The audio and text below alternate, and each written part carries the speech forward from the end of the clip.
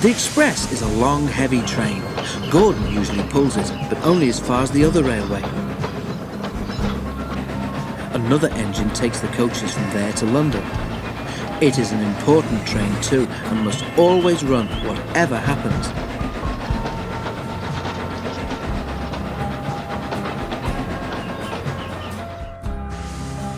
If Gordon is ill or busy somewhere else, James or Henry have the chance to pull it. They try their best and do it well. Too well, perhaps, because sometimes the importance of the occasion goes to their smoke boxes and makes them boastful.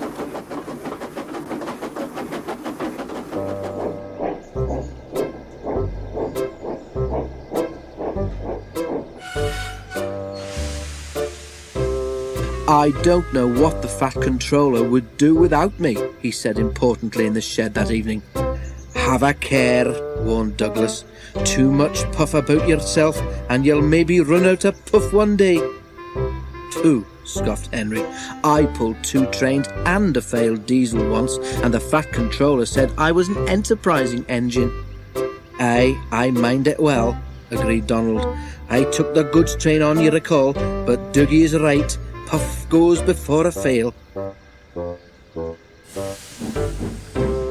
The Scottish twins were wasting their own puff, of course, because Henry took no notice whatsoever.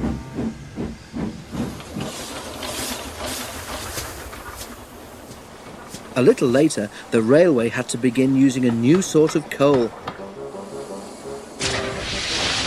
It was dusty and burned with clouds of thick black smoke. The Fat Controller was cross, and the engines didn't like it either. "Filthy rubbish," they grumbled.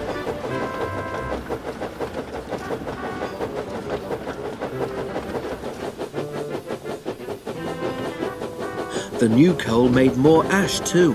Before long, all the engines began to have pains in their smoke boxes. Hot ash collected there and gave them the most awful indigestion.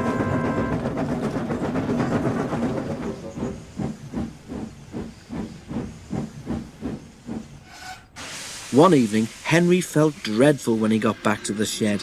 His fireman had to clean an enormous pile of ash from his smoke box before he felt better.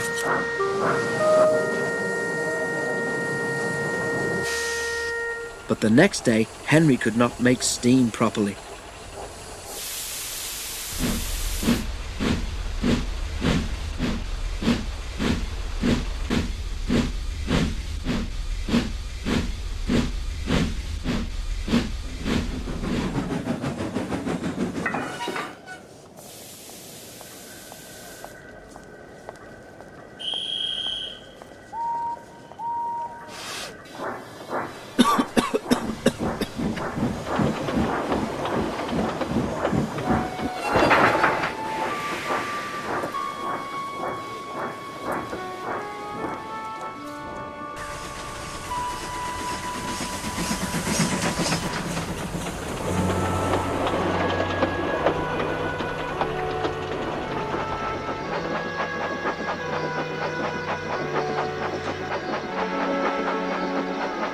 He struggled to Edward's station, but could go no further.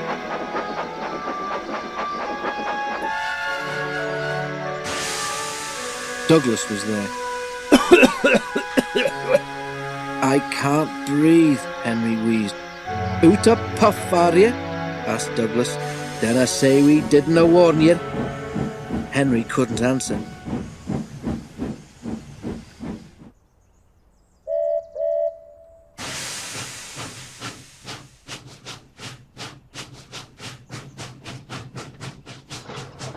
Douglas took his train for him. The fireman cleared away more ashes, but when he tried to close Henry's smokebox door, it did not make the airtight fit that it should have done.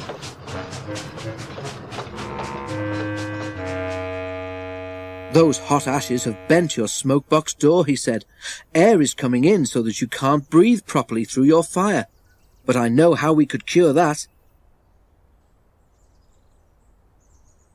He filled a bucket with water.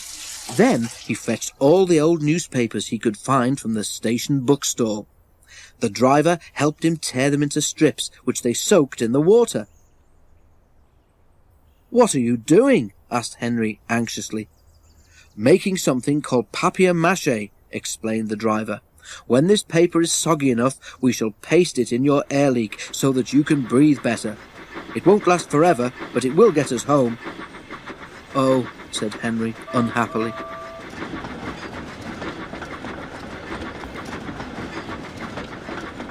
His driver was right.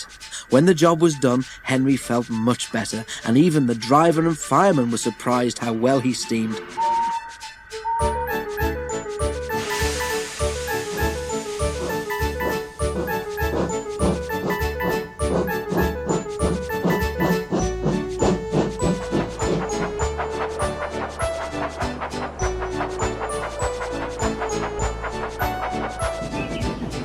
"We'll have to get the Fat Controller to make it permanent," they joked.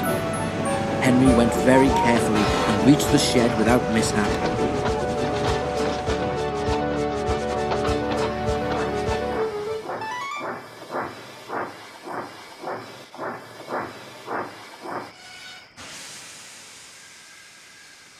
His story was there before him, of course.